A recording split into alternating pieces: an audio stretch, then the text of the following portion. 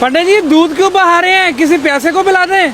प्यासों के लिए पानी कम पड़ गया क्या, या भूखों के लिए दूध कम पड़ गया? तो लोग कहते हैं ना कि बहाने से तो अच्छा है किसी भूखे का पेट भर दें। या लोग तो पता नहीं क्या क्या कहते हैं। ये जो दूध है जैसे हमारे लिए जरूरतमंद है, उसी प्रकार जो हमारे गंगा जी में रहने वाले जीव हैं उनके लिए जरूरतमंद। जो बेवकूफ ये कहता है कि पानी में दूध मिलाने से पानी में जो मछलियां होती हैं वो उसे पी जाती हैं और वो वेस्ट नहीं होता और वो ग्रहण कर जाती हैं और उनका पोषण हो जाता है, लेकिन ये कहना सरासर बेवकूफी है, क्योंकि जो मछलियां पानी में होती हैं उनको दूध की आवश्यकता ही नहीं होती। अगर उनको दूध दे दिया जाए तो पियेंगे ही नहीं, बल्कि उन मछलियों को लॉस होता है। और यदि उनको दूध दे दिया जाए, अगर वो पी लें तो वो मर जाएंगी, क्योंकि जैसे ही हम दूध पानी में डालते हैं उसमें रहने वाले जीवाणु दूध में छुपे प्रोटीन, फैट और शुगर को कंज्यूम कर लेते हैं और उस पानी में ऑक्सीजन की कमी होने लगती है और मछलियों को जीवित रहने के लिए ऑक्सीजन की आवश्यकता होती है। इसके फलस्वरूप जो मछलियां सांस लेती हैं तो उनको सांस लेने में दिक्कत होता है और सांस नहीं ले पाती और वो मछलियां तड़प तड़प के मर जाती हैं उसी में, क्योंकि पानी की मोलेरिटी होनी चाहिए 200 से 300 मछलियों को जीवित रहने के लिए,